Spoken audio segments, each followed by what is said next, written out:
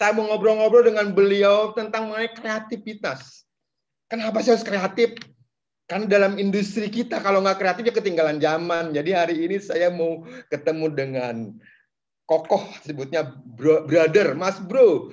Ya, Bro Ernest Prakasa. Apa kabar Bro Ernest Prakasa? Baik, Bro Margo. Mantap. Tetap semangat, tetap berjuang, walaupun mungkin di era COVID seperti ini, mungkin pekerjaan kita semua pekerjaan pasti terdampak lah. Aku juga jadi nggak bisa syuting, jadi ribet urusannya gitu kan. Syuting harus kucing-kucingan sama PSBB. Oh, di sini PSBB, di sana kabur gitu, ribet banget. Pasti semua mengalami keribetan, tapi semoga semuanya dalam keadaan baik. Semoga masih bisa tetap semangat dan optimis, gitu aja. Amin. Semangat dan optimis itu yang diutamakan. Nih, 2020 ada rencana mau buat film lagi nggak, Bro Ernest? Kayaknya tahun ini off dulu, Bro, karena bioskopnya juga masih tanda tanya. Jadi mungkin baru nyutradarain film lagi tahun depan kayaknya. Tahun ini libur dulu kayaknya. Tadi Bro ngomong di awal tuh kayaknya kucing-kucingan nih PSBB. Kucing-kucingan seperti apa nih? Berarti kan harus kreativitas juga kucing-kucingannya ya? Nah, kemarin kita syuting Imperfect Series. Jadi Imperfect Series semacam apa ya, spin-off. Spin-off itu bahasa Indonesianya belum ada sayangnya. Jadi buat teman-teman yang nggak familiar sama istilah spin-off, biasanya spin-off itu adalah misalnya dalam suatu film ada satu karakternya yang dibikinin film sendiri gitu. Jadi bukan sequel kan masih dengan same group of people. Kalau ini biasanya fokus karakternya bergeser. Dalam hal Imperfect, fokus karakter kita ada di kuartet cewek-cewek geng kosan ini, si Endah sama Maria. Fokus kita di situ. Kita bikin serial untuk tayang di salah satu platform streaming nanti akhir tahun, 12 episode. Nah, kemarin ya kita syuting yaitu salah satunya karena kita harus on and off karena PSBB, yang kedua juga kita syuting dengan protokol ketat, dengan tes yang rutin. Pokoknya deg-degan lah, lumayan mumet lah pokoknya. Tapi challenge-nya buat kita ya, kayak seperti itu ya, Bro ya. Aku ngerasanya salah satu hal yang kita belajar banget di era pandemi ini adalah bahwa kita harus belajar fleksibel sebenarnya. Jadi kayak anak-anak usia-usia kayak saya gini, usia bentar lagi udah mau kepala 4 kan. Jadi kayak merasa fleksibilitas itu kayaknya buat anak muda gampang ya. Buat umur 15-an, 20-an tuh fleksibel tuh gampang. Oh, berubah. Tapi buat orang-orang umur 30-an ke atas gitu mungkin agak lebih sulit karena udah pengen kakinya lebih jejak gitu. Jadi saya juga ngerasa bahwa salah satu hal yang saya pelajarin banget di pandemi ini adalah fleksibilitas. Jadi kita harus belajar lebih fleksibel, mau nggak mau harus bisa beradaptasi dengan perubahan-perubahan yang di luar dari zona nyaman kita gitu. Karena kalau nggak gitu nggak survive gitu.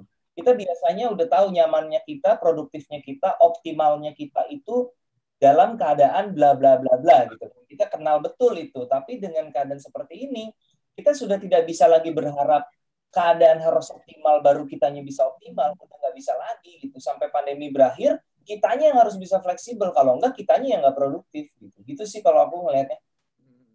Jadi kitanya harus fleksibel. Kalau enggak kita enggak produktif. Ya, dan kita harus beradaptasi. Kalau enggak, kita punah tuh kayak dinosaurus ya, Bro Ernest ya.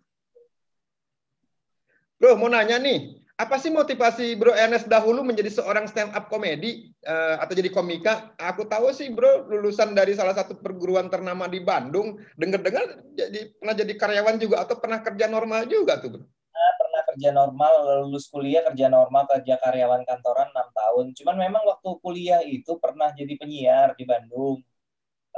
Dan memang hobi cuap-cuap, hobi ya namanya penyiar kan biasanya disuruh MC acara-acara radio gitu, terus enjoy gitu, ngebanyol di panggung gitu tuh seru gitu, seneng ngerjainnya. Jadi iseng gara-gara nggak sengaja sebenarnya lihat lagi baca koran Kompas ada iklan satu halaman gitu stand up komedi. Nah pada waktu itu tahun 2011 stand up comedy kan di Indonesia belum populer ya, dan aku taunya itu kan budaya barat sebenarnya, budaya orang Amerika sama orang Eropa gitu, di Indonesia belum.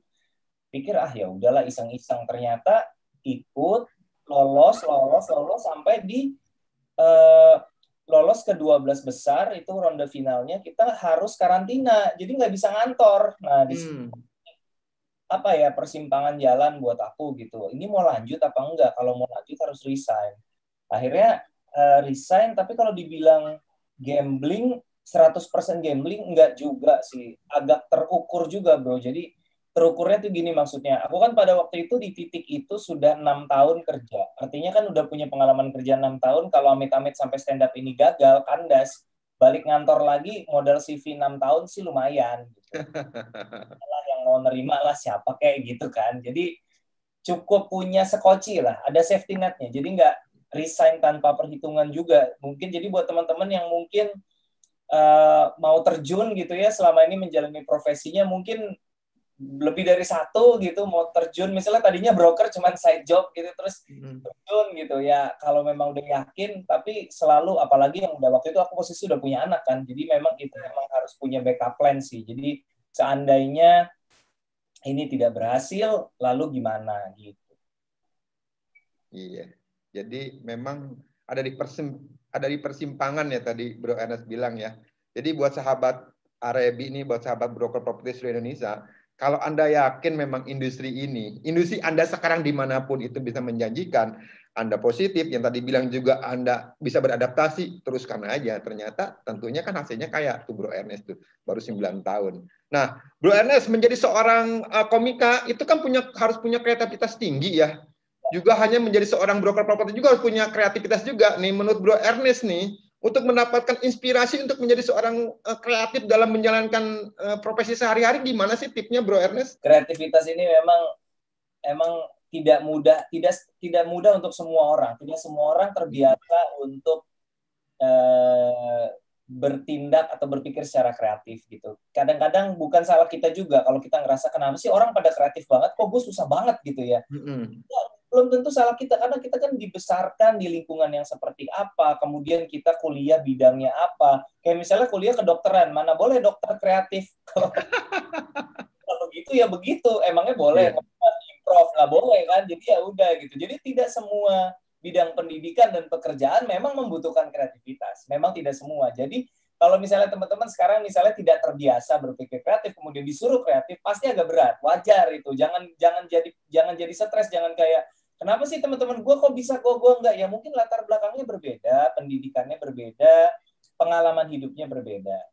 Nah, yang mungkin kalau untuk teman-teman di bidang broker gitu ya, misalnya ya, salah satu kreativitas yang menjadi titik fokusnya kan sekarang menurutku adalah soal digital. Di ranah digital ini kan, media sosial. Seberapa besar kita bisa memanfaatkan media sosial gitu. Kalau zaman dulu orang rebut-rebutan ini domain, rebut-rebutan domain, misalnya property.com gitu, itu punya orang buka itu kesannya wah konsultanproperty.com bonafit banget, padahal itu punya blognya perseorangan. Dulu kan kayak gitu sistemnya kan, rebutan.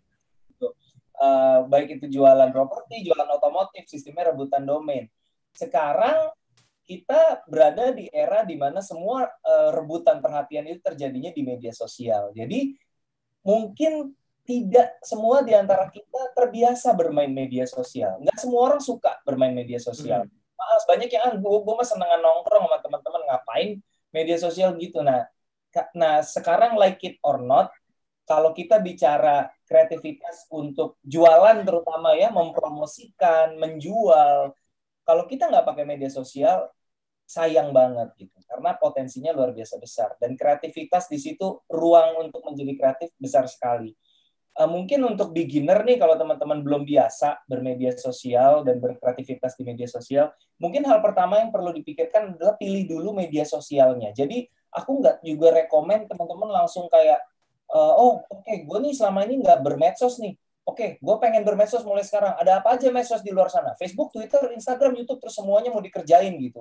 Aku nggak rekomen juga kayak gitu. Karena itu akan sangat menguras energi, akhirnya nggak fokus. I would recommend teman-teman pilih mau fokus di mana nih. Misalnya kita ngomongin misalnya rumah. Rumah itu kan pasti akan kita jual visual, pengen kasih lihat seperti apa lokasi denahnya dan segala macam gitu. Maka kita mungkin bermain jangan di Twitter kalau gitu, misalnya di Instagram atau misalnya di Facebook gitu, Facebook group atau apa. Jadi pilih aja yang kira-kira teman-teman kayaknya gue pengen coba di sini. Bisa juga berdasarkan pengalaman kita pribadi. Medsos gue yang paling gue senang mainin tuh Facebook. Ya udah gue coba explore kreativitas untuk jualan di Facebook deh misalnya. Nah, kalau udah tahu platformnya apa, yang bagus untuk dilakukan adalah belajar dari kesuksesan orang lain dulu. Orang-orang tuh pada ngapain sih gitu. Kita perhatian orang-orang pada ngapain, apa yang relevan dari yang mereka lakukan yang bisa kita serap ke apa yang kita lakukan. Nggak serta-merta apa yang mereka lakukan terus bisa kita kopas juga kan, belum tentu. Tapi apa sih yang mereka lakukan yang bisa kita tiru. Nah, kalau mau berkreativitas di media sosial, aku mau kasih share tips, ada 2 basic tips untuk membuat konten. Ini yang dasar banget buat teman-teman yang pemula yang nggak biasa bermedia sosial. Perhatikan 2 hal ini. Kita kan di media sosial ini kan pasti kan yang utamanya adalah kita kasih lihat gambar terus ada tulisannya, ya kan, gambar dan caption. Jadi skill basic yang harus dipelajarin adalah basic fotografi dan basic menulis. Nah, 2 hal yang mungkin asing buat banyak teman-teman, tapi di era seperti sekarang, di bidang yang teman-teman tekuni, menurutku itu wajib. Skill menulis. Teman-teman perlu ceritakan kenapa ini bagus tempatnya, kenapa properti ini menarik, apa keunggulannya. Kalau kita nggak terbiasa menulis, susah juga. Nggak setiap orang yang mau kita ceritain bisa tatap muka dan bisa telepon. Memangnya zaman dulu gitu. Sekarang kita harus bisa bercerita lewat caption, lewat tulisan di media sosial. Jadi menulis. Kita belum masuk ke foto ya. Menulis. Menulis itu yang bagus seperti apa? Kita mulai dari hal yang mendasar dulu deh. Kalau teman-teman baca buku, perhatikan, atau nggak usah buku, majalah, artikel apapun, perhatikan, mulai biasakan ejaan yang baik dan benar. Misalnya, kata di, kapan di itu disambung, kapan di itu dipisah. Iya. Masih salah kan? Iya betul. Salah gitu. Titik sama spasi. Titik itu kalau akhir kalimat mau titik spasi dulu nggak? Setelah titik spasi dulu, kayak gitu-gitu aja orang masih suka salah. Jadi basic menulis. Jadi kita bisa menulis dengan rapi. Nggak usah pikirin menulis dengan wah gimana dulu. Rapi aja dulu. Jadi orang bacanya enak gitu. Informasinya bisa diserap dengan enak gitu. Jadi caranya supaya kalau misalnya tapi gue nggak biasa nulis, nggak apa-apa. Kalau mau menulis banyak membaca. Dengan membaca kan kita ngeliat tuh. Tanpa sadar kan kita nyerap tuh. Cara orang nulis segala macam tuh terserap sama kita. Itu perlu dilatih menurutku menulis. Yang kedua adalah foto. Dulu foto itu butuh budget karena kamera mahal. Sekarang Android yang tidak terlalu mahal pun kameranya udah bagus. Tapi teman-teman butuh satu sahabat, yaitu cahaya. Nah ini kata orang nggak. Teman-teman nggak perlu kamera mahal. Kamera murah nggak apa-apa. Android 1 jutaan nggak masalah. Tapi cahaya itu krusial. Kita motret, belum tentu rumah ada listriknya. Bener nggak? Jadi teman-teman harus sedia lampu. Lampu adalah aset yang sangat berharga buat teman-teman. Itu investasi yang penting sekali. Kalau lampunya ring light kayaknya kurang cukup. Lampunya mungkin perlu beli LED ya. Ini investasi. Kalau ini kan kita lagi bicaranya sedang berusaha ya, maksudnya entrepreneurship gitu, bisnis gitu. Jadi investasi aku rasa wajar gitu. Jadi beli lampu LED supaya kalau teman-teman lagi misalnya moto lokasi, kamar apa yang tidak terkena cahaya matahari, gambarnya tetap bagus. Ingat, cahaya adalah sahabat terbaik kita kalau kita mau menghasilkan foto yang bagus. Kalau gambarnya, kalau cahayanya kurang, susah. Kameranya, handphonenya harus mahal banget, baru bagus tuh foto. Kalau nggak pasti buram. Jadi 2 hal itu dulu deh kalau kita bicara. Tadi ditanyanya dikit, jawabnya panjang banget ya bro, sorry nih. Bagus, jadi membuat kita, oh iya juga ya. Soalnya kadang-kadang, sorry Bro Ernest, yang kita pikirkan itu kadang-kadang nggak kepikiran juga sama kita. Ternyata dari orang lain dapat inputan. Jadi buat sahabat Arebi ini, tadi Bro Ernest bilang gitu loh. Tadi berkali-kali digita gitu. Sebagai seorang broker atau sebagai orang entrepreneur, pakai itu digita gitu. Apalagi sekarang digita itu platformnya banyak banget kan. Bisa pilih senangnya di mana. Boleh di Facebooknya, boleh di IG-nya, atau boleh di YouTube-nya. Di mana aja boleh. Yang penting Anda punya feel ya. Tadi platformnya kelupaan satu tuh, TikTok. Siapa tahu ada yang passionnya joget-joget aja di TikTok. Iya. Siapa tahu viral ya kan? Iya bener bro. TikTok ternyata aku baca tuh 2016 nih udah udah 800 juta diunduh gitu seluruh dunia. Di Indonesia ini sekitar 170 juta. Jadi itu suatu market yang sangat keren banget ya bro ya. Betul. Cuma memang secara volume, secara populasi besar sekali. Secara daya beli kalau untuk rumah aku nggak yakin karena banyak kan bocil di situ, bocah cilik yang main di situ. Gitu. Alay. Tapi memang apa namanya ya, konsumen utama TikTok memang ABG. Tapi kalau kita bisa bikin video yang nggak tahu gimana caranya tiba-tiba viral, itu nyambernya bisa kemana-mana. Coba teman-teman pernah nggak ngalamin di WhatsApp grup, di forward video viral dari TikTok? Pasti pernah kan? Nah. Ada agen properti yang viral di TikTok gara-gara selalu joget sambil nge-review rumah pakai kostum Doraemon. Nggak tahu ya, ini ngasal aja, jangan ditiru. Ini kreativitas kan? Apapun ya, kalau sampai siapa tahu viral, itu bisa nyambernya bisa kemana-mana gitu. Tuh buat sahabat Arabi tuh ya, boleh sekarang unduh tuh aplikasi TikTok tuh, gede banget tuh, coba beraktivitas aja, buat-buat aja ya.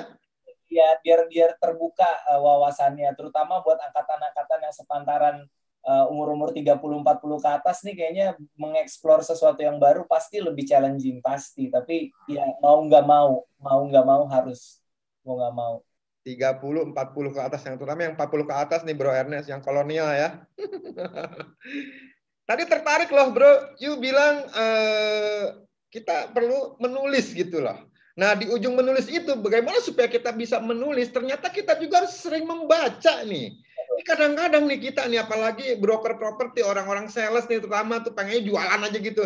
Sebenarnya membaca itu kan menambah ilmu, wawasan gitu kan. Tadi sambil membaca tentu akan ikutin bisa menulis tuh. Tadi yang tadi Bro Ernest bilang tuh, ada hal yang sepele ternyata itu perlu diperhatikan juga.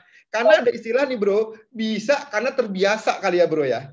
Dan supaya sekali gebuk dapat 2 nyamuk, baca bukunya buku-buku yang membantu wawasan kita dalam profesi kita. Misalnya buku tentang strategi digital atau buku tentang sales gitu kan, atau buku tentang marketing. Jadi sambil menambah ilmu, sambil kita terbiasa untuk, karena gini, di sosial media kita nggak bisa belajar nulis yang benar karena sosial media itu nulisnya sembarangan gitu. Kita sekarang terbiasa membaca tulisan di feed orang gitu. Belum tentu semua yang kita follow captionnya serapi Dewi Lestari gitu kan, yang panjang, rapi gitu. Masalahnya kita perlu, kecuali teman-teman udah terbiasa nulis, nggak ada masalah. Tapi kalau kita bicara konteksnya teman-teman yang belum terbiasa menulis dan nggak suka menulis dan perlu melatih diri untuk menulis, maka perlu melatih diri untuk membaca.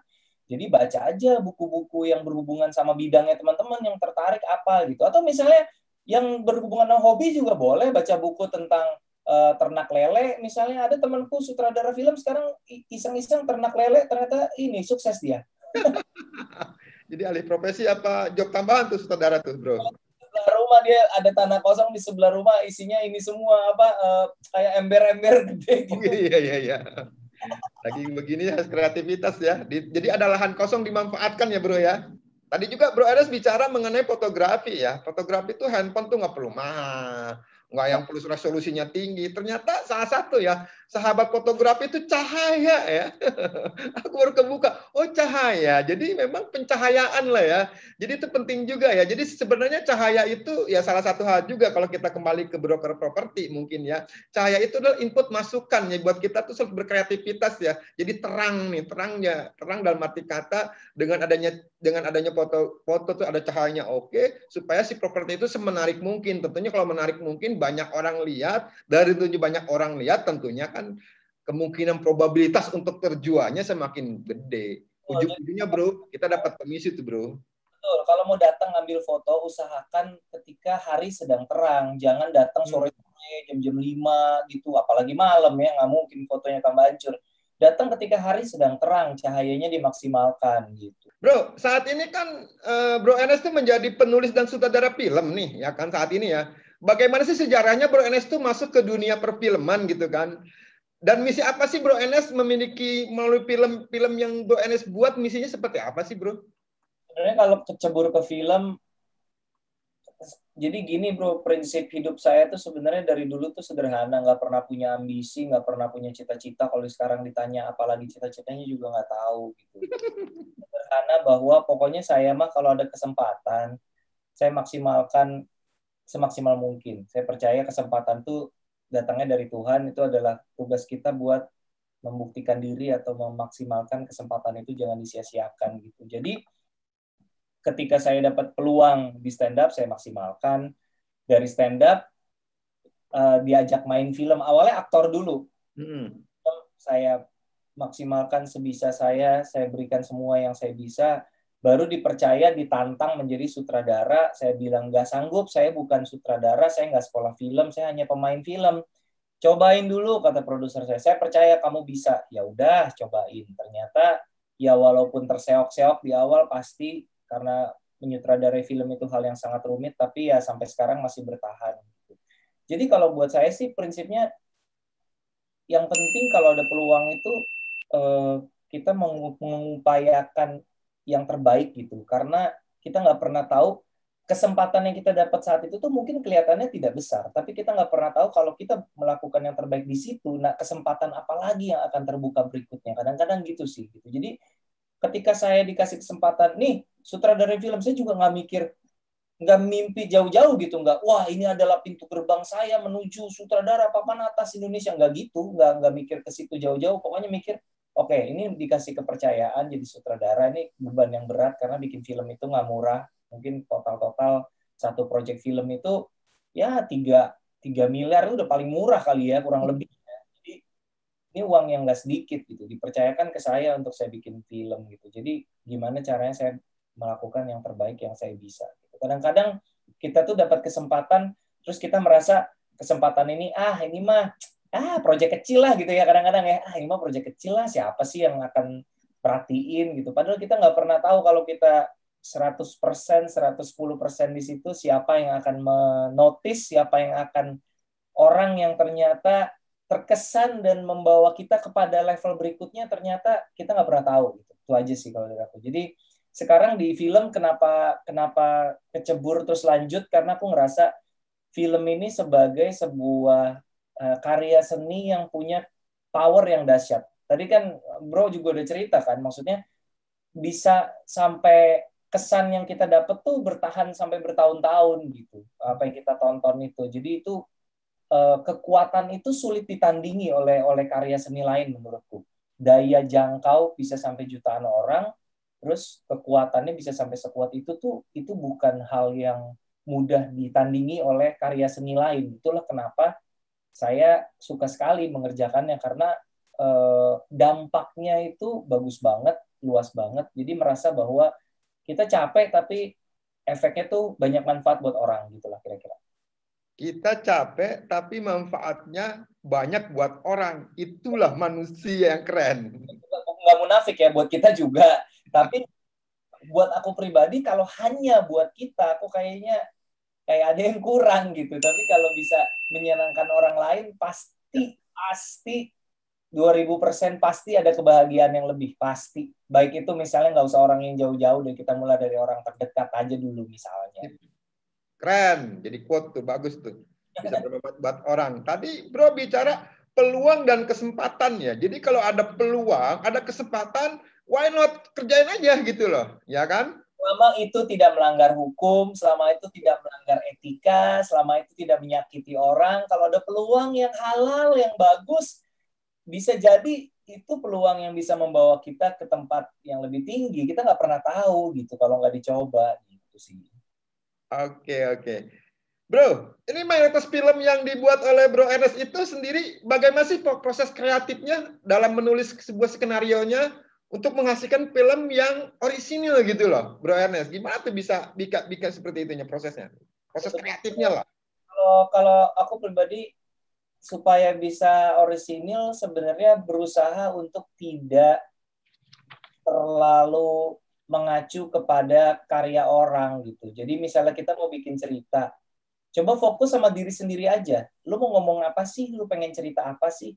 Apa sih yang meresahkan dirimu sehingga ada sesuatu yang pengen disampaikan gitu. Jadi dengan berfokus pada diri sendiri, saya bisa mengeluarkan ide-ide atau keresahan-keresahan yang pengen deh ngomongin soal beauty standard perempuan yang nggak masuk akal di layar lebar gitu. Pengen deh ngomongin soal orang tua yang sibuk dan merasa kalau udah nyekolahin anak mahal, ngasih gadget mahal, lantas itu cukup gitu. Pengen deh ngomongin soal ini di film gitu. Jadi fokus sama kita. Aku pribadi fokus ke aku sendiri. Aku pengen ngomong apa gitu. Sehingga mungkin buat orang ketika menikmati karyanya terasa original karena bukan berusaha untuk pengen bikin kayak ini, enggak. Jadi fokus sama keresahan atau kejujuran kita mau ngomong apa. Jadi memang orisinil ya. Jadi memang tidak menduplikat, tidak mengkopas, katanya itu copy paste ya. Memang ada dalam apa yang Bro Ernest punya pemikirannya yang dibawa santai aja, ngalir aja. Tapi jujur aja ternyata hasilnya keren gitu loh. Hasilnya tadi Bro Ernest bilang ya sebuah pesan gitu. Pesannya itu kita dibawa bisa ketawa, tapi ada scene-scene tertentu kita bisa kebawa emosi sedih gitu kan. Itu kalau menurut aku tuh keren banget gitu loh. Ya Bro Ernest bisa membawa gitu si penonton tuh masuk ke dalam itu isi cerita dan satu hal lagi buat kita gitu loh. Masih membekas gitu loh. Siapa sih sekarang yang nggak bilang kalau kita sorry ya Bro ya, kalau kita misalnya sebagai broker properti ini buat sahabat Arabi ya, kalau ada pembeli nanya gitu kan, oh mahal, oh begini, kita ngomong kayak situ punya nih, cek toko sebelah gitu kan. Jadi ke bawah cek toko sebelah gitu. Keren. Nah, bagaimana mengelola dan terus mendorong supaya sebagai seorang broker properti atau seorang entrepreneur ya untuk selalu produktivitas Bro Ernest. Oke. Yang paling esensial itu menurutku supaya bisa selalu produktif, selalu konsisten berkarya, yang paling penting banget adalah apapun bidang kita harus suka sama apa yang kita lakukan. Itu dulu. Kalau motivasinya pure hanya cari duit doang, berat Pak. Kita harus enjoy, itu yang krusial menurutku. Enjoy nggak jualan? Enjoy nggak mengerjakan pekerjaan yang teman-teman kerjakan, apapun itu pekerjaannya, enjoy atau enggak? Kalau ini nggak berarti 100% semua ini kerjakan menyenangkan, namanya pekerjaan mana mungkin, pasti ada susahnya, ada senangnya ya kan, tapi ada enjoyment-nya di situ, ada rasa misalnya jualan gitu, ketika berusahanya tuh setengah mati, tapi begitu close deal happy banget. Nah, rasa happy itu yang bikin kita pengen berjuang lagi dan lagi gitu. Itu kan tetap ada enjoyment-nya, suka sama proses dan hasilnya. Kalau kita tidak bisa menyukai sama sekali apa yang kita kerjakan, itu menurutku susah banget sih. Kita harus nyari apa yang kita suka, karena energi untuk terus-menerus produktif dan konsisten dan segala macam itu menurutku yang terbesar bersumber dari kesukaan terhadap apa yang kita lakukan. Kalau kita pure hanya rutinitas, ya susah gitu untuk bisa berkembang gitu. Jadi mungkin teman-teman renungkan lagi, yakin nggak nih sama bidang yang dikerjain? Suka nggak sama bidang yang dikerjain? Kalau misalnya enggak, ya mungkin dievaluasi lagi pekerjaannya. Gitu sih kalau menurutku. Jadi suka, happy, senang mengerjakannya, ntar hasilnya akan mengikutin ya Bro ya. Kalau kita nggak suka, semua jadi beban. Gimana caranya kita bisa berkembang? Gimana kita mau ngulik orang kita nggak suka gitu, kayak ngapain lah gitu. Aku pernah juga ngalamin di kantor, di rolling ke pekerjaan yang aku nggak suka tuh, kayak bangun pagi tuh kayak ini udah Sabtu belum sih? Aduh belum Sabtu lagi gitu. Bangun pagi hanya untuk menunggu weekend. Pernah ngerasain perasaan kayak gitu. Jadi janganlah, kalau bisa kita kerjakan ada lah sukanya. Nggak mungkin 100% happy terus, emangnya liburan, namanya juga kerja gitu kan. Ya. Tapi ada hal yang membuat kita enjoy and keep coming back gitu. Jadi buat sahabat Arabi yang nonton di room kami nih dengan Bro Ernest nih ya. Jadi Anda tuh harus mencintai pekerjaan Anda harus menyukainya. Tentunya hasilnya akan ngikutin gitu loh. Kalau bekerja sesuatu dengan hati, itu kan kelihatan kok, hasilnya pasti kelihatan kok. Ya, Bro Ernest tuh buat film tuh kayaknya dengan hati itu. Ya jadi kelihatan tuh hasilnya. Nah, kalau kita bicara bekerja, tentunya kan bekerja itu harus punya memiliki mindset positif nih dan kreatif nih. Seperti apa sih mindset dan kreatif yang harus dimiliki seorang entrepreneur nih menurut Bro Ernest? Kalau iya, balik yang kayak yang tadi ya, kreativitas itu kan tidak untuk semua orang. Jadi buat teman-teman yang belum terbiasa, terutama kreativitas itu harus dilatih. kreatifnya itu salah satunya dengan cara memperkaya wawasan kita. Jadi kreativitas itu datangnya dari mana sih? Kreativitas itu kalau menurut pendapat aku, hasil kreatif itu adalah semacam hasil interaksi antara jati diri kita, pemikiran kita, pandangan kita, karakteristik kita dengan apa yang kita serap. Itu di-blend lalu menghasilkan sesuatu yang kreatif gitu. Nah, jati diri kita, siapa kita, karakteristik kita, ini udah ada. Nah, sekarang masalahnya inputnya cukup apa enggak? Input kreatifnya ini cukup apa enggak? Jangan-jangan input kreatifnya yang kurang. Bisa nggak diperbanyak? Perbanyak, nggak tahu apa, perbanyak nonton video soal cara berkomunikasi yang baik, nonton video soal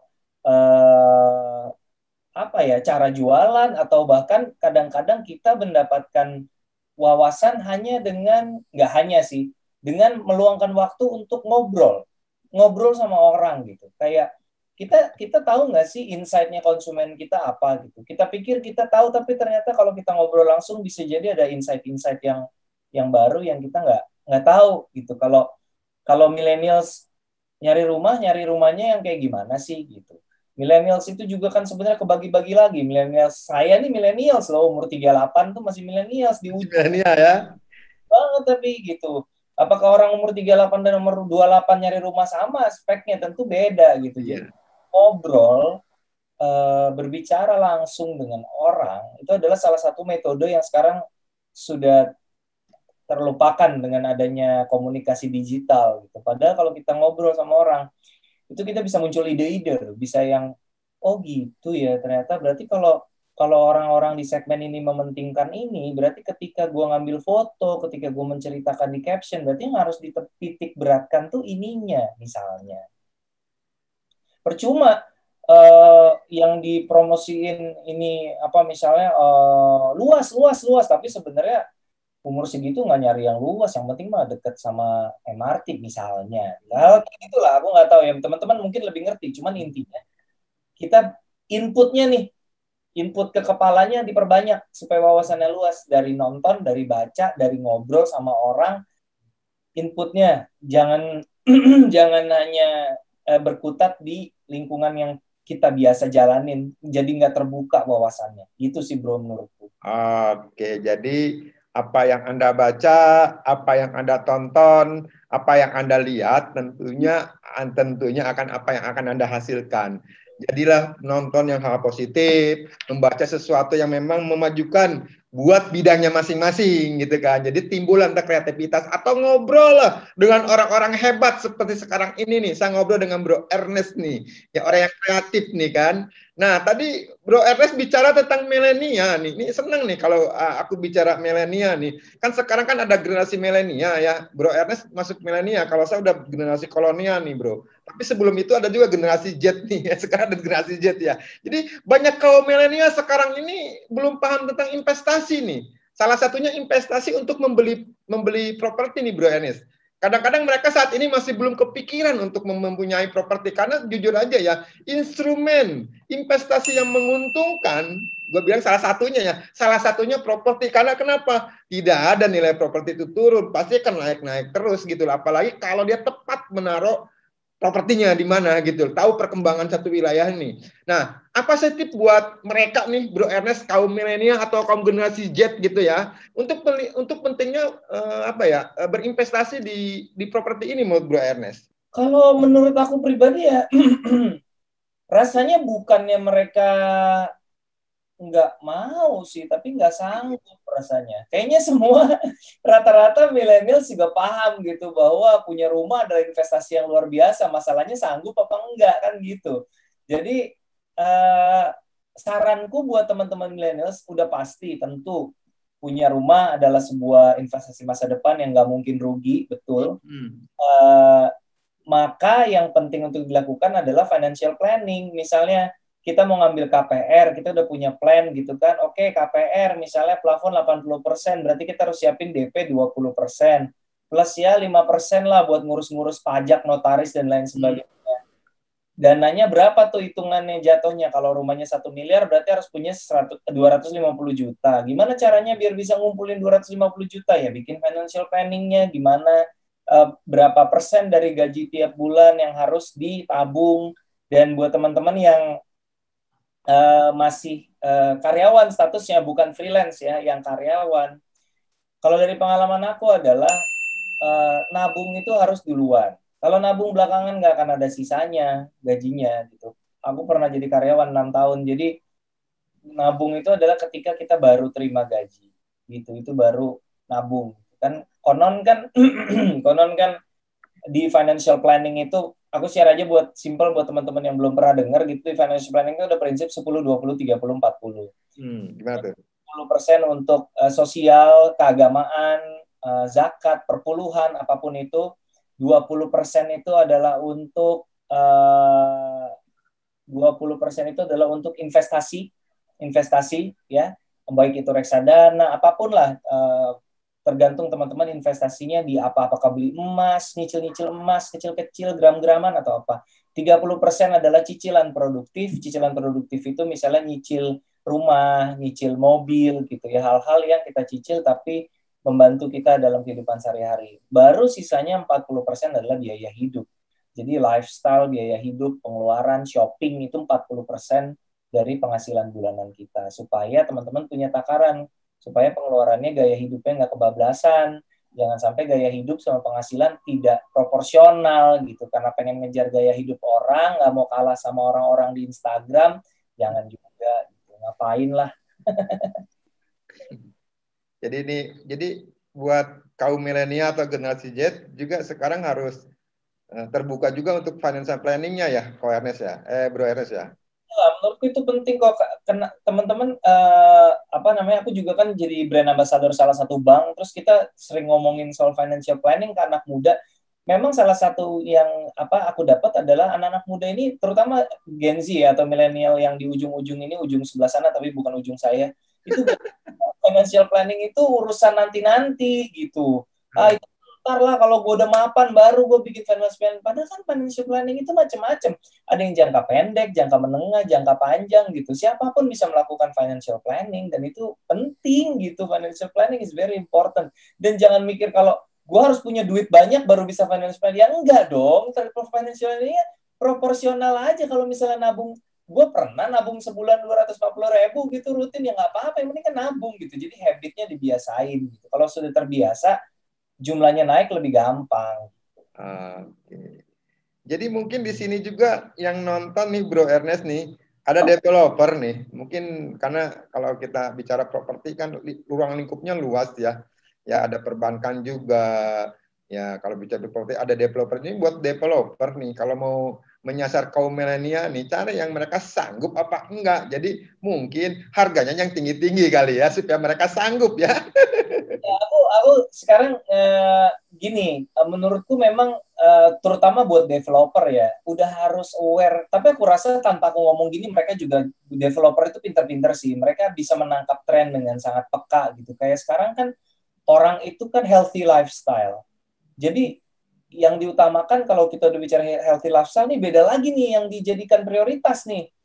Sirkulasi udara, area hijau di dalam rumah ya, bukan area hijau di RPH gitu, area hijau di dalam rumah, sirkulasi udara seperti apa, cahaya matahari yang masuk seperti apa, itu kayak gitu-gitu tuh buat Gen Z, millennials itu diperhatiin. Dulu mungkin orang angkatan-angkatan di atasnya nggak merhatiin kayak gituan gitu, tapi sekarang jadi penting karena orang udah aware sama kesehatan, orang mau olahraga di rumah dan lain sebagainya. Hal-hal seperti itu menjadi penting kayak gitu-gitu. Tapi developer biasanya sih kayak gitu udah nangkap dengan cepat lah tren-tren kayak gitu, mereka pinter kok.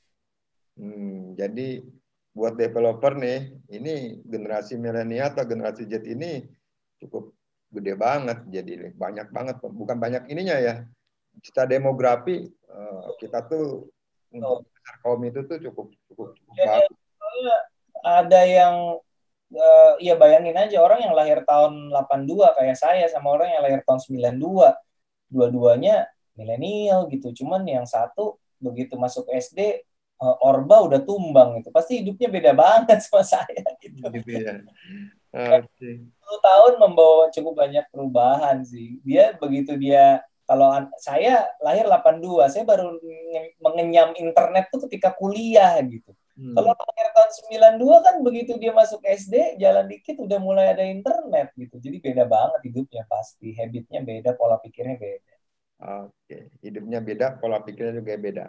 Oke, Bro Ernest, kita tahu nih Bro Ernest, negara Indonesia ini kekurangan entrepreneur ya. Jadi mereka yang, sorry nih buat mereka yang baru lulus atau yang masih kuliah gitu kan, mau lulus gitu kan, mereka pengennya tuh mencari pekerjaan yang istilahnya tuh zona nyaman lah. Gue dapat lulus, nyari lamaran, dapat gaji gitu kan.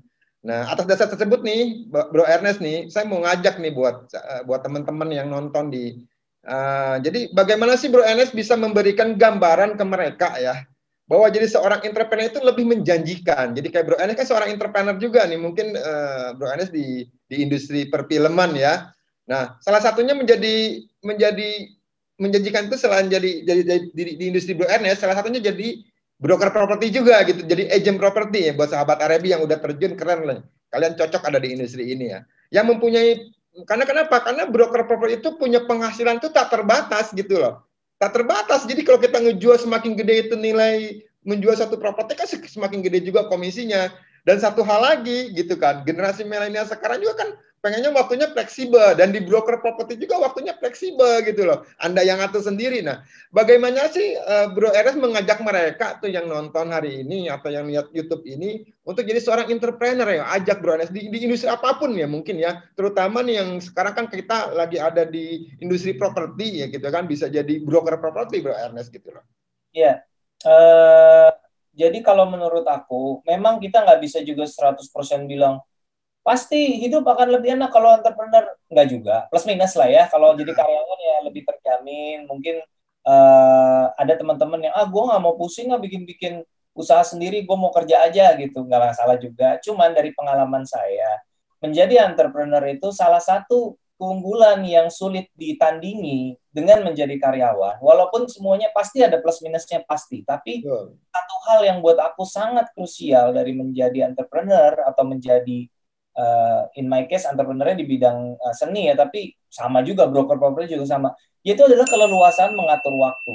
Keleluasan mengatur waktu, teman-teman, adalah aset atau kemewahan yang paling tinggi menurutku. Karena apa aset harta paling berharga, kayak yang aku bilang di film Susah Sinyal kan, harta kita yang paling berharga apa sih? Yang bisa kita kasih buat keluarga kita apa sih? Duit. Waktu lah. Waktu adalah harta kita yang paling berharga. Kita nggak akan bisa beli waktu berapapun duit kita gitu. Jadi buat aku keleluasan mengatur waktu adalah kemewahan yang luar biasa. Itu salah satu alasan kenapa aku senang mengerjakan profesi sebagai seniman gitu ya, entrepreneur, karena buat aku jadi bisa ngatur waktu. Kalau misalnya lagi pengen liburan, aku bilang sama manajerku, gue nggak mau ada job dulu ya seminggu ini, gue mau liburan dulu lah, capek misalnya gitu. Jadi keleluasaan mengatur waktu itu tidak dimiliki oleh karyawan kantoran. Jadi ada plus minusnya nih. Tapi plus yang paling mutlak menurut aku pribadi adalah menjadi entrepreneur, baik itu seniman, komedian, filmmaker, sampai broker real estate sama juga, punya kebebasan mengatur waktu. Kalau pengen gaspol kerja kayak orang gila gitu ya silakan. Tapi kalau misalnya lagi pengen, aduh anak gue lagi libur sekolah nih, mumpung lagi libur sekolah, gue break dulu lah, berapa hari lah jalan-jalan lah. Ya bisa juga gitu, nggak ada yang ngatur juga kan. Itu adalah sebuah, apalagi buat teman-teman yang nanti berkeluarga ya, itu asik banget sih. Kayak gitu tuh asik banget. Karena aku juga pernah ngalamin 6 tahun jadi karyawan, mau liburan harus ngumpulin cuti dulu gitu. Aduh, jatah cuti, liburnya mau ngambilnya seminggu, jatah cuti tinggal 3 hari, kayak gitu-gitu kan. Tau lah rasanya lah gimana lah. Jadi ya itu sih menurutku, mengatur waktu, kebebasan mengatur waktu adalah kemewahan yang luar biasa buat aku itu. Kebebasan mengatur waktu, kemewahan yang luar biasa ya. Jadi kita sama-sama nih di Bu Ernest, saya, teman-teman sahabat Arabi ataupun yang nonton, kita kan sama-sama punya waktu sehari 24 jam. Bagaimana kita mengolahnya ya. Selama 24 jam itu kita bisa bagi-bagi nih. Ada yang buat tidur, bisa buat kerja atau buat main gitu kan. Nah, tergantung ke Anda bagaimana Anda bisa mengolah waktu. Dan tadi Bro Ernest bilang nih, di industri apapun kalau Anda fokus pasti sukses. Dan Saya mengajak nih untuk jadi entrepreneur, tapi kan plus minus kembali ke Anda. Kalau Anda memang senang jadi entrepreneur, ya jalan. Tapi kalau memang Anda senang jadi pegawai, ya jadi pegawai yang baik gitu loh. Ya plus minus, tapi satu hal yang saya bilang nih buat sahabat Arebi nih, di dalam industri apapun, di dalam tempat apapun, Anda tuh harus punya kontribusi, gitu kan. Di dalam industri broker properti ya kontribusinya terhadap perusahaan. Ya, di dalam perfilman kayak Bro Ernest ada kontribusi di industri perfilman. Ya, kontribusi ini kan untuk bisa meningkatkan sumber daya manusianya, terutama meningkatkan kita sebagai orang Indonesia nih. Bicara mengenai orang Indonesia, tentunya kan bicara mengenai pelaku dan pemerintah. Ada pesan-pesan sih nggak Bro Ernest buat pemerintah kita nih Bro Ernest? Sedikit nih. Kan ada juga nih barangkali ada pemerintah nonton kita nih. Buat pemerintah, pesannya ini aja lah, tolong plafon kreditnya dinaikin lah. Ini banyak milenial nggak bisa punya rumah nih. Gitu ya. Plafonnya dari 80% bisa kali jadi 90 nih, supaya milenial bisa lebih gampang punya rumahnya nih, gitu. Itu aja pesannya. Supaya rumah lebih laku, plafonnya naikin Pak. Kalau KPR jangan 80%, 90% lah. Susah nih, anak-anak muda nih mau ngumpulin duit buat DP masih pada baru kerja nih Pak, coba tolong dibantu Pak. Pak, tolong dibantu Pak. Mudah-mudahan yang berkepentingan di dalam industri ini bisa mendengar nih, gitu kan? Karena kalau milenial tuh gede banget gitu loh. Ya. Kuenya gede banget gitu loh. Jadi supaya tetap kita tuh, karena industri properti kan salah satu lokomotif ya makro di Indonesia. Jadi bergerak. Semua itu banyak Pak, ada 174 yang berkepentingan di industri ini. Bro Ernest, thank you loh, udah hampir sejam kita ngobrol-ngobrol mengenai kreativitas entrepreneur ya. Jadi tadi banyak hal yang banyak ilmu yang Bro bisa disampaikan.